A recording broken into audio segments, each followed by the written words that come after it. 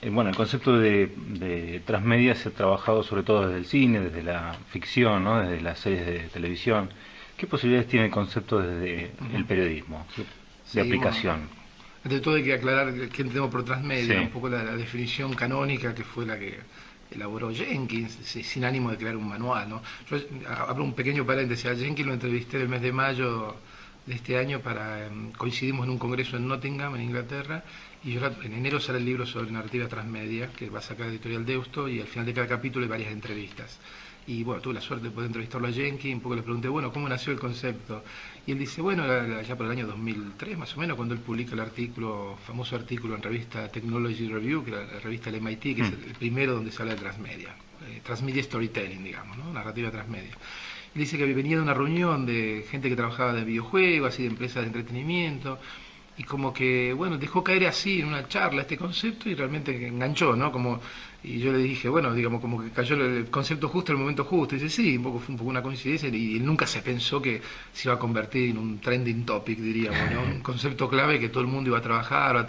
Ahora hasta la agencia de publicidad dice, nosotros no hacemos publicidad, hacemos transmedia, narrativa Claro. transmedia, ¿no? Y las marcas son narrativa transmedia, bueno, tuvo éxito. Pero se ve que, digamos, estaban pasando cosas, ¿no? Ya pensemos que toda la experiencia de Matrix es del 99 ya para adelante, y había experiencia transmedia, pero no había un concepto que lo nombrara. Entonces, vamos, que cayó bien justo eso. ¿Qué pasa? Sí, Entonces, ¿cómo lo define? bueno, le da dos características básicas. Una es la narrativa se expande, la historia se expande a través de múltiples medios y plataformas, ¿no? ¿Qué quiere decir esto? Que no estamos hablando de una adaptación, no es la misma historia que aparece en otro formato, en otro lenguaje, ¿no? En semiótica se habla de la traducción intersemiótica, ¿no? De un lenguaje a otro. No es eso, sino que va más allá. El relato agrega nuevas situaciones, nuevos personajes, ¿no? Ujú. Se va expandiendo. Eso por un lado. Y la otra cuestión es que yo creo que lo que más le interesa a él es los usuarios La participación de los usuarios. participan en la expansión del relato. Hay muchos debates, por ejemplo, un poco el sindicato de los productores americanos, el Producer Guild of America, que es el que determina las figuras profesionales de las películas. Cuando termina una película de Hollywood, al final pasan los fotógrafos, guionistas, y tienen unas siglas, digamos, son estas corporaciones, son como los Mm. sindicatos, ¿no? Bueno, el Producer Guild of America, ellos hace ya 3 4 años aprobaron la figura del Transmedia Producer. Y en la definición dice, el Transmedia Producer trabaja en 3 o más medios, como mínimo, de tres para Ujú. arriba. Tienes una historia que se expanda por lo menos en 3 medios. Y Jenkins se reía de esta historia, ¿no? Cuando estábamos en la entrevista me decía, no, dice,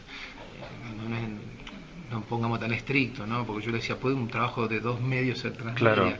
Y él me decía, bueno, no nos pongamos tan estrictos. Y dice, puede haber un trabajo que a lo mejor tenga 2 medios, pero si tienen abre el juego a la participación de la gente, de los Sí. usuarios, reivindicaba el carácter transmedia. Entonces yo le pregunté, digo, bueno, entonces es más importante que la cantidad de medios, la participación. Y se queda pensando, me dijo, sí, sí, yo apostaría por eso. Ajá. Hasta ahí lo de Jenkins, ¿no? ¿Qué pasa? Tanto la reflexión de Jenkins como la mayor parte de la gente que vino después, siempre aborda el transmedia desde el punto de vista de la ficción.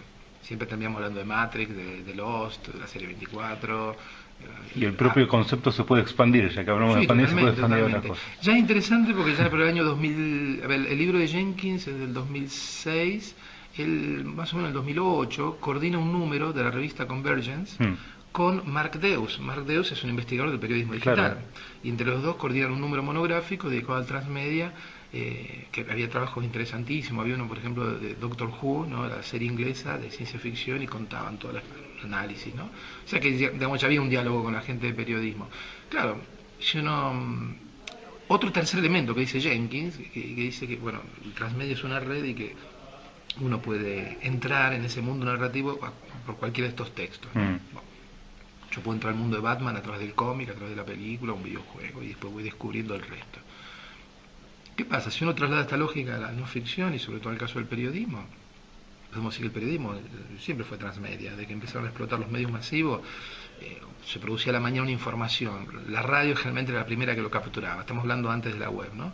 La radio lo capturaba, ya después era un evento más importante, ya después llegaban las cámaras, se editaba, lo veíamos a lo mejor la noche en televisión Mm. y al día siguiente eso salía en el diario con fotos, después salía una infografía, un comentario, o varios columnistas hablando del evento, o sea, ¿Qué pasa? Y después a lo mejor la gente manda un comentario o llamaba por teléfono a la radio Sí, o escribía el correo de lectores. O sea que de última era una narrativa transmedia porque cumplía las dos características. sí. El relato se expandía a través de múltiples medios y Había participaba participación de los más o usuarios. menos dentro de los límites de los medios tradicionales. Claro, si eso lo vemos en la realidad digital de hoy, yo creo que es plenamente así, se expande obviamente, ¿no? Porque ya no son radios o televisión, sino obviamente las redes, la web, entra en todo este juego donde ya la gente, los mismos medios masivos piden a la gente que manden sus cosas, ¿no? En Cataluña una de las experiencias más exitosas de participación del público será en el programa de meteorología, porque en la televisión pública catalana, TV3, le pide que envíen fotografías de eventos, entonces la gente va a la montaña y saca una nube extraña o una tromba en la costa del Mediterráneo, entonces es una cosa buenísima porque toda la gente manda fotos muy buenas de fenómenos atmosféricos, claro, ellos lo encuadran en el mapa, explican el fenómeno, etcétera, etcétera. O sea que yo creo que ya de hecho el periodismo está sumergido en una lógica transmedia. Por otro lado, ya en los años 90 hay una movida en Estados Unidos de empezar a considerar el periodismo un storytelling, ¿no?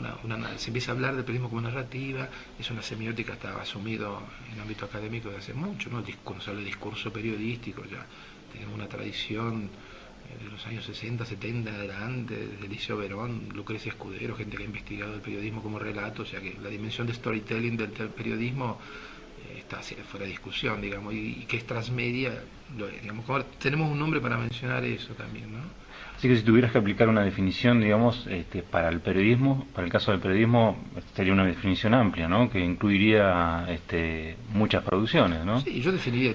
Por ejemplo, en cantidad de elementos que participan, ¿no? Sí, no nos pongamos estrictos, no como se puede decía poner, Jenkins, claro. ¿no? Pero, por ejemplo, si nos vamos al campo, siempre dentro de la no ficción, nos vamos al documental interactivo, claro, el documental interactivo generalmente tiene la pieza documental y una web. A lo mejor esa pieza se la desarma y se la hipertextualiza, ¿no? Claro, y no hay un gran despliegue mediático.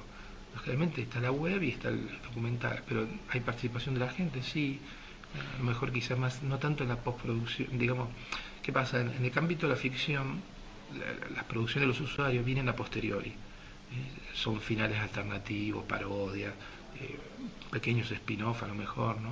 En cambio, en el documental, la producción, digamos, no hay parodias de documentales, ¿no? Lo que hace el usuario es más participar durante el proceso de producción, ¿no? Ahí depende, digamos, es una participación diferente, quizá un poco más filtrada por el director del documental, ¿no? Pero como que hay una participación en el proceso productivo. Por ejemplo, muchos trabajos de documental canadienses, del National Film Board, tienen esta lógica, ¿no?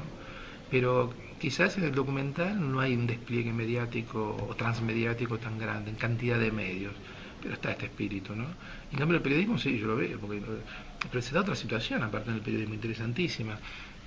Hay noticias que ya nacen del usuario, ¿no? Sí, claro. Por ejemplo, bueno, acá en esta conferencia vamos a hablar del ejemplo del tipo que tuiteó el ataque a la casa de Bin Laden. Claro. Era un ingeniero que pasó un helicóptero arriba de su casa y dice, qué extraño, pasó un helicóptero, lo tuitea. Y sin querer se convirtió en un corresponsal y eso empezó a repercutir en las redes y después llegaron los medios. O sea que podemos tener ejemplos de narrativas periodísticas que nacen de un usuario, ¿no? que es testigo de algo que pasa y empieza a meter esa información en la red y después se va expandiendo hasta que llegan los medios tradicionales. Así que bueno, yo creo que eso es parte ya del día a día, ¿no?